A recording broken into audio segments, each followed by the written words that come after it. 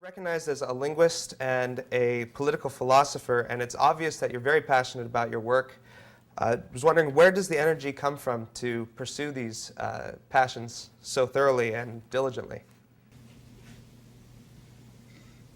I don't know, just seems the natural way to be. I never really asked the question.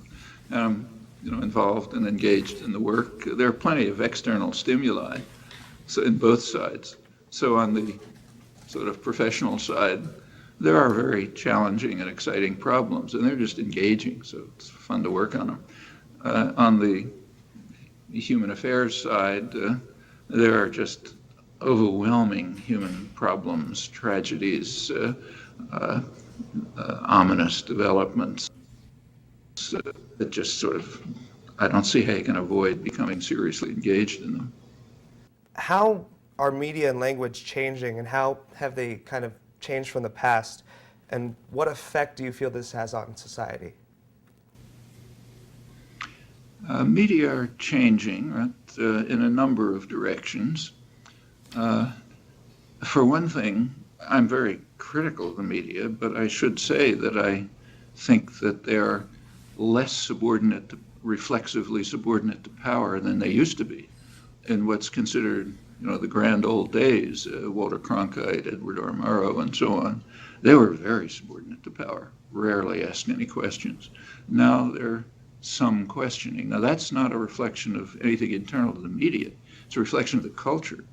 And the society became much more civilized as a result mainly of the activism of the 60s and its aftermath. There's a lot of illustrations of that, and that's affected the media too. On the other hand, there's a counterforce. Anytime in history that there's a kind of a civilizing effect, which typically does mean questioning of authority, power, domination, asking it to justify itself, there's always going to be a counterreaction, an effort to beat it back, restore obedience, passivity, and authority, and that's going on too. And we're caught between these forces. And it shows up in all kinds of ways, including the media. So the media perform in a fashion which actually is going to end up destroying civilization. And you can see it in today's non-news. So this morning, just to illustrate, an important poll was released by the Pew Research Center, one of the main, most respected polling organizations. They've been regularly monitoring popular attitudes towards environmental concerns, global warming, and so on. And this morning's poll was quite ominous. I didn't see it reported in the New York Times, the only newspaper I looked at. Maybe it's elsewhere. The poll this morning showed that on the question, do humans contribute to global warming? The proportion was never very high, but it suffered a precipitous decline in the last year or so. It's now barely over a third of the population. Okay, that's a death sentence for the species. Sure. And why do you think that's because of the way things are presented to us. Mm-hmm. So why do you think that it's changed, the viewpoints changed on environmental issues? I think it's on this. Mm-hmm. Well, it's coming from a drumbeat of propaganda originating essentially in the business world, which is where most propaganda comes from, and being transmitted through various channels, talk radio, Fox News, and so on. And by the so-called liberal media, there's no real response. It's treated as just, there's a dispute. There's a dispute. Yeah, there's a dispute about whether the world was created 10,000 years ago or, maybe 15 billion years ago, and we just present both sides. Well, okay, that means there's no response. And what you get on the one hand is a major, extensive drumbeat of propaganda saying it's all a hoax. On the other hand, you have maybe look it up in Science magazine or a couple of technical articles here and there, and the media treat it as if it's a debate. And yes, that's where you get these effects. Now, if we were serious, if we had media that were really doing their job, they'd point out that there's a deeper reason for all of this. I mean, why does Exxon or the American Petroleum Institute or the Chamber of Commerce, big business lobby, why do they want to induce the belief that it's all unimportant? Well, that's because of a fundamental inefficiency of markets, a deep inefficiency of markets, which you may study in, Ec 101, but people don't pay much attention to it. Market transactions do not take into account what are called externalities, the effects on others. So like if you sell me a car, we may make a deal that's good for the two of us, but we don't we don't take into account the effect of the transaction on others. And there's an effect, congestion, pollution, and so on, but we don't price that in. Now, okay, that's just you and me, but when it extends to, the major business corporations, it becomes huge. So Goldman Sachs, for example, does not take into account what's called systemic risk, the effect of a risky investment on the system. That's why we have a financial crisis. The energy corporations don't take into account the fact that they're going to destroy the possibilities for a decent survival. That's just not a calculation. The calculation is, let's make the business deals that we can reach tomorrow. Now, that's built into markets. And if we have a limited reliance on markets in our economic system. It's by no means total, but it's limited. It's there. And to the extent that it's there and it's not constrained, it's a recipe for disaster. What, in your view, is the responsibility of journalists and the media, and what can we do to better encourage them to meet these responsibilities? For media and journalists who have some respect for the freedom that we enjoy, they should be putting these things in headlines. I mean, you shouldn't have to wait until there's a video interview to find out about the, say, Pew poll and the fundamental market inefficiencies that lie behind it and govern the efforts of the energy corporations and the propaganda. I mean, that should be a front page story. This should be a dialogue we're having. Same with every other example we mentioned, and you can go on and on. But that's a lot to expect. For one thing, if a journalist tried to do this, he'd be out of a job pretty soon. The media are power systems. It's not a secret. They're corporations. They're part of the general corporate structure, which is tightly linked to state power. The journalists themselves are people like us, educated people, came from good universities. They're in the midst of an academic and intellectual culture, which is itself subordinate to power and reproduces a picture of the world that's acceptable, tolerant to power in many, many ways. A ton of documentation about this. So it's partly just internalized, and partly it's the structure of the institutions.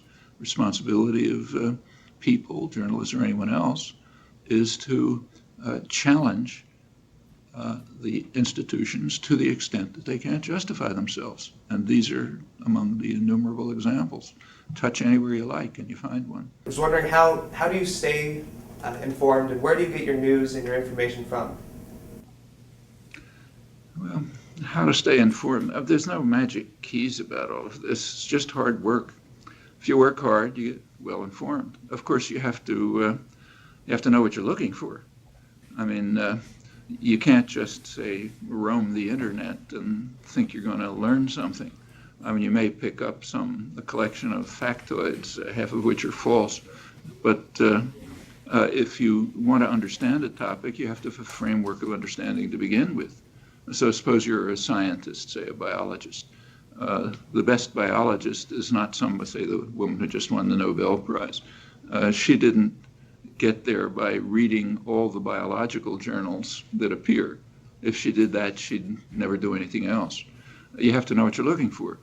And you pick out things that sort of strike a chord, and you pursue them, and you look for other things that relate to them. It can lead you on the wrong track. So if you're rational, you're always willing to backtrack, say, well, I went the wrong way. But unless you have a substantial framework of internal comprehension, what you do is useless. That's one of the reasons why the internet so quickly turns into a cult generator. You know, somebody puts up a wild idea, and somebody else picks it up and says, yeah, maybe, and pretty soon you have people from all over the world pursuing it. You have to know what you're looking for, and it can be wrong, in which case you have to rethink. So you have to have a little residue of skepticism all the time and self-examination, but there's no other way to proceed. Kind of going back to the second part of that question, is there anything we can do to encourage them to meet that responsibility, to challenge power, other institutions, you know, whether they be corporate or government, to ask them to rise to that challenge better? What we're doing right now, and any other occasion that arises, you know. I mean, but really, to do it as an individual is, you know, almost kind of meaningless. You can't do much as an individual. What you can do a lot as an organization. That's why there has been such massive efforts to atomize the society, to break it apart. You know, so you have individual atoms, kind of the optimal social system as units with you in the tube and nothing else, you know. So no unions, no political organizations, no political parties, no you know, anything you can think of, because they're dangerous. When people get together, they start to interact, they start to have ideas, they figure out ways to do things. I mean, like I teach in a science university, MIT. It's a cooperative institution.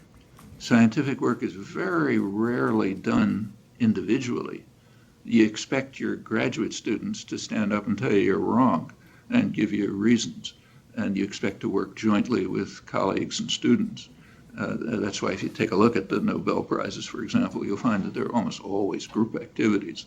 Well, yeah, that's the way you can learn how to think. That's the way you get ideas. That's the way you learn how to implement them. It's preserved in the sciences because they wouldn't survive otherwise. But it's almost destroyed in the outside community with major efforts.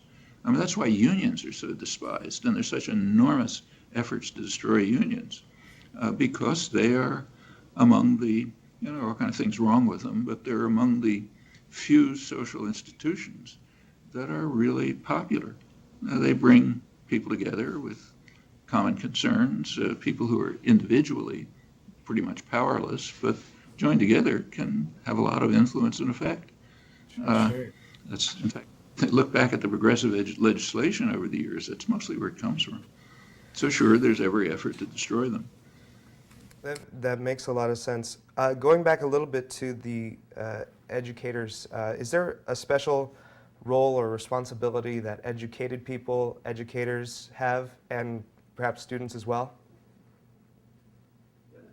I mean, you know, people like us, educators, you know, call ourselves educators or students. I mean, we're very privileged as compared with the general population, not just in income, I don't mean that, but in freedom, in resources, in, you know, access to information and opportunities to choose what we're going to do. You know, this is an unusually privileged existence. I mean, you know, people don't like, maybe in the field, don't think they're working very hard, and maybe they are. Like maybe you're working 80 hours a week, but it's your 80 hours mostly. You're going where you, and that's a huge thing. So we're very privileged. And privilege just confers responsibility. Confers opportunity, confers responsibility. Then comes an individual decision. Do I want to meet it or not?